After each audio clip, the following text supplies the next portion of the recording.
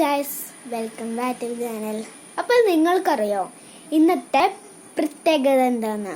ഇന്ന് ജൂൺ 21 യോഗാ ദിനമായി ആചരിക്കുന്നത്.